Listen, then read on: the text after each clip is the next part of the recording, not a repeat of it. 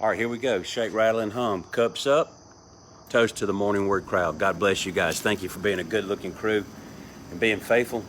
Thank you for being here with us this morning. Our morning word this morning is, what is truth? We're going to be in John the 18th chapter. But before we get started, we want to welcome all those. Galil from the UK. Maybe Manaj will be on here in just a minute from India. And we thank all the ones who listen later that are from different states and different countries around the world. We appreciate it. We just simply ask that all of you share the video. That's all. We just want to get the video around. You can also find it on YouTube. And not only should it be on our church's Facebook page, which you're on here, but you can also find it on I'm trying to post most of them on my personal page, just in case some people don't visit the church's page. So thank you all. To all of our school teachers, to our military personnel, to our first responders, thank you for the job that you do. Thank you for your service to your country, your community, and to our kids. God bless you and God bless America. Hey Manaj, there you are. So if you have your Bible this morning, I want you to join me in John the 18th chapter. Jesus has been arrested. He's already been to Annas, the high priest, then to Caiaphas, and now he's gone before Pilate. And Pilate is interrogating him. The Jewish people have brought him to Pilate because their intent is to kill him. Now they want Pilate to give the execution charge. So Pilate is going to interrogate Jesus and ask him some questions. Not because he's trying to get necessarily some answers, but because he's trying to justify whether or not he's going to let Jesus go or whether he's going to execute him. So he goes, and we're just going to pick it up in the middle of the 18th chapter, verse 33. Then Pilate entered the praetorium, that's the Roman military headquarters. Then Pilate entered the praetorium again and called Jesus and said to him, "Are you the king of the Jews?" Jesus answered him, "Are you speaking for yourself about this, or did others tell you this concerning me?" Pilate answered, "Am I a Jew?" In other words, I don't really care if you're the king of the Jews. I'm not Jewish. I'm just trying to get to the bottom of this. You can't really read it here, but Pilate is a no-nonsense. He is, if you've watched The Chosen, that's who he is. He's kind of a no-nonsense, sarcastic, harsh guy. And so it's hard to detect the sarcasm in his voice here, but it's sarcastic. He basically says, "Am I a Jew? No, well, I don't care. Your own nation and the chief priest have delivered you to me. What have you done?" Jesus answered, "My kingdom is not of this world." Now, at that point in time right there, Pilate goes, "I ain't got nothing to do with this guy. He's not a threat," because he's not a threat to Rome. He's already said that whatever kingdom he's talking about is not from here, all right? Not of this world. "If my kingdom were of this world, my servants would fight, so that I should not be delivered to the Jews. But now my kingdom is not from here." So now he's gotten two things. Jesus' kingdom is not from here, the world, and it's not a warring kingdom. It's a peaceful kingdom. He said, if my kingdom were of this world, my followers would fight. But it's not of this world, and so therefore we're not going to fight. So those two things kind of make Pilate's blood pressure back down a couple of points. All right. Pilate, verse 37, Pilate therefore said to him, "Are you a king then?" All right, so he's clarifying. All right, you say you're a king, but your kingdom's not from here. Your kingdom is not a warring kingdom, it's a kingdom of peace. So are you saying that you're really a king? Jesus answered, "You rightly say that I am a king." In other words, that's right, you're telling the truth. "For this cause I was born." I'm not going to get into all that, but "For this cause I was born, and for this cause I have come into the world, that I should bear witness to the truth." What is the truth? All right, now he's just said it. I'm a king. I have a kingdom. It's not of this world. Now watch this. "I have come into the world that I should bear witness to the truth, and to everyone who is of the truth," in other words, believes that I'm the king, that I have a kingdom, Hears my voice. Pilate said to him, what is truth? That's our morning word. Pilate said to him, what is truth? And when he had said this, he went out again to the Jews and said to them, I find no fault in him at all. Now, in the context, the truth is that Jesus was a king and that he had ushered in or brought into this world, not from this world, not originating in this world, but brought into this world a kingdom. Because, quite naturally, you can't have a king without a kingdom. So the kingdom is the kingdom of heaven. And Jesus brought the kingdom of heaven in his person to the world. Now the king and his kingdom, that is his rule and reign and authority, has come down. It cannot be seen with physical eyes. It is a spiritual kingdom that has not yet fully manifested itself in the terms of his rule and reign, but has fully manifested itself in his person. So you know that if you see a king, there's a kingdom. There are servants. There are constituents. There is a citizenry of a kingdom there. So, in the greater context, Jesus went on in the chapters prior to this and in the conversations that he had with his disciples. He had already disclosed two things earlier in his teaching and in the upper room. He said, where the Last Supper was being held, he's already said that I am the way, the truth, and the life. Then in his high priestly prayer, that's John 14, in his high priestly prayer, John 17, as he's praying for you and I and his disciples, he said, Father, I pray that you would keep them, that is his constituency, his citizenry, his children. I pray that you would keep them from the wicked one. I do not pray that you should take them out of the world, all right? But that you should sanctify them by your truth. Your word is truth. So Jesus said, I've been sent to bear witness to the truth. I am the king, and my word is truth, and my kingdom is truth. I am the truth. Now, this puts Pilate at ease because he sees no threat to Rome, and he doesn't really care about the rest of it. He sees no threat to Rome, and he really doesn't care about the rest of it. He says, you guys got a problem, that is the Jews. It seems to be some sort of spiritual, religious problem. Y'all need to take care of it. Now, he's sarcastically, when he says what is truth, he's being sarcastic.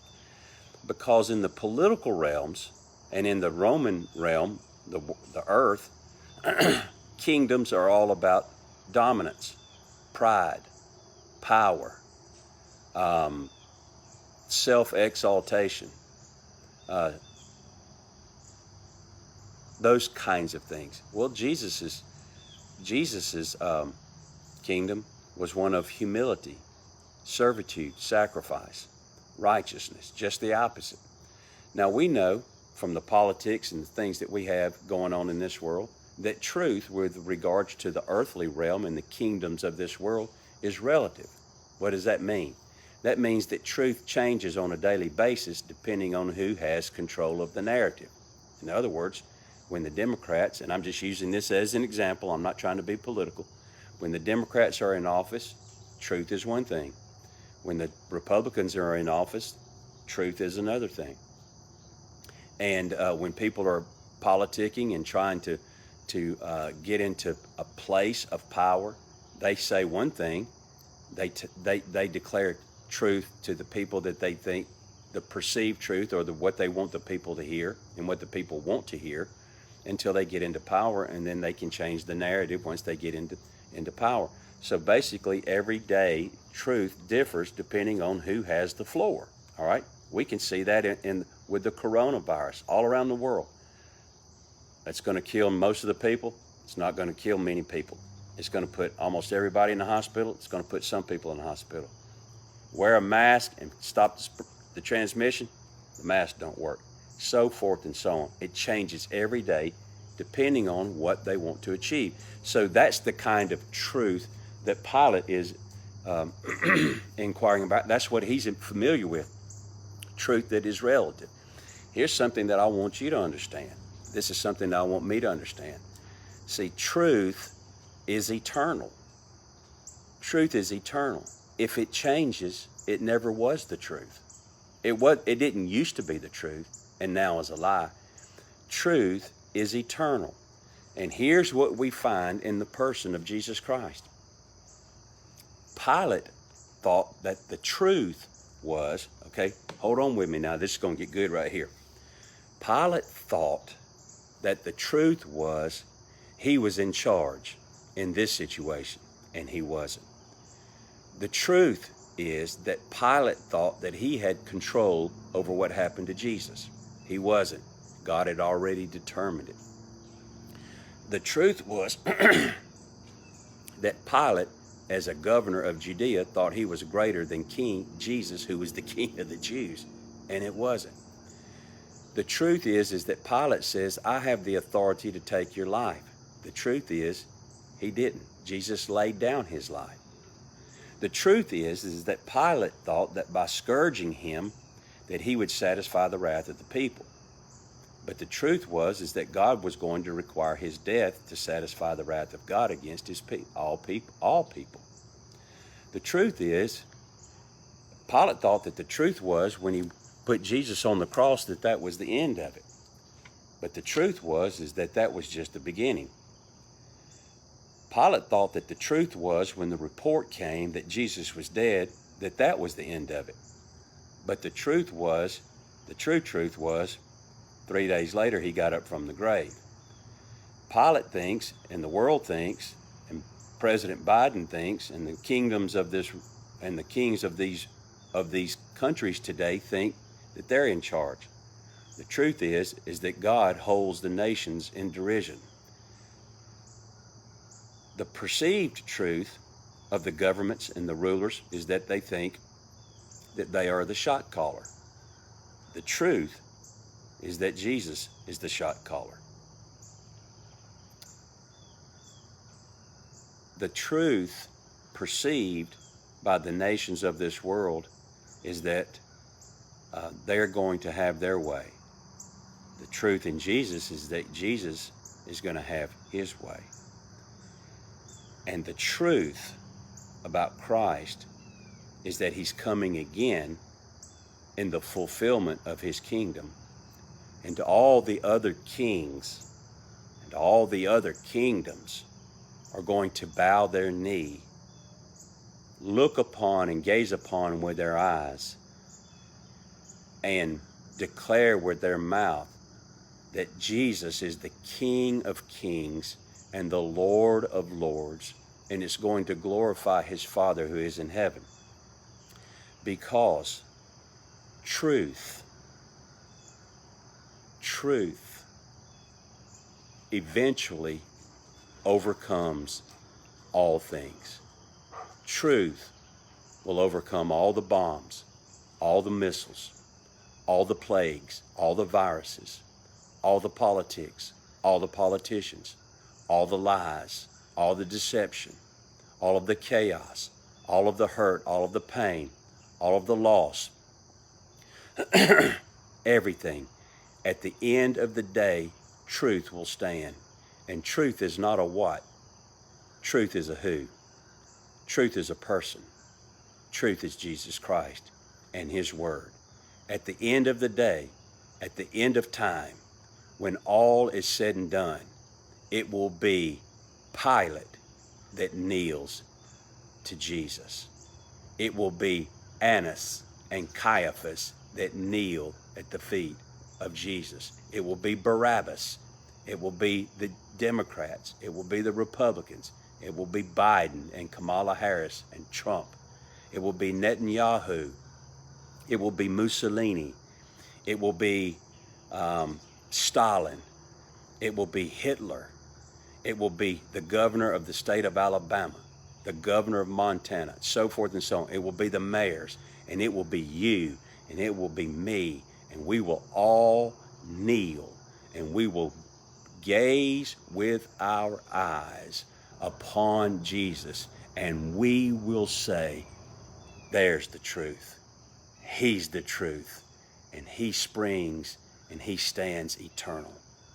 Truth is not a what, it's a who. That's what truth is, and truth is Jesus Christ. He and his word will prevail in the end. To him be all praise and glory. Hope this has helped you today. Hope you have a great weekend.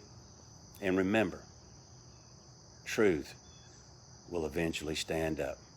And everything else and all this mess and yahoo that's going on is going to bow. You can be assured of that. Hey, we love you guys. We'll see you Monday. Good Lord willing, and the saints don't rise. From Tuesday until the 10th of August, until the 18th of August, we will not have a regular morning word at 6 a.m.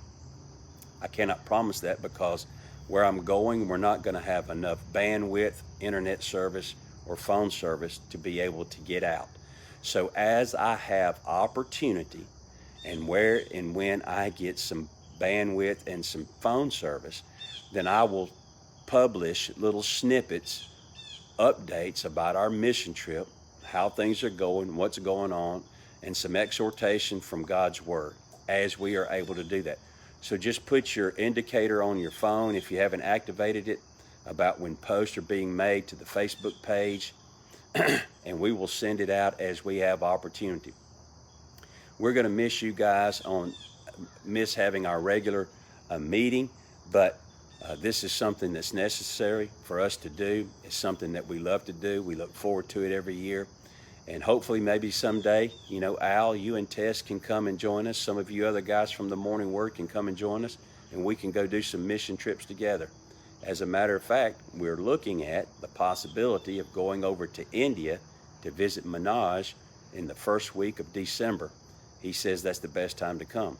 If you are interested in that and would like to go, just contact me. Send me an instant message or something, or find a way. I'm not hard to find. And if you'll be real quiet, you'll hear me because I'm loud. And I'm like a bull in a china shop. I'm knocking stuff over, and there's chaos and messes all behind me. So just get a hold of me. Maybe we can put something together. And we love you guys. Thank you for your faithfulness to us. Thank you for your love and prayers. And thank you again for all of your birthday wishes. To you, we say, Godspeed, and to him be the glory. Have a great one now. We'll see y'all Monday. Good Lord willing. And the saints don't rise. Do it, Al.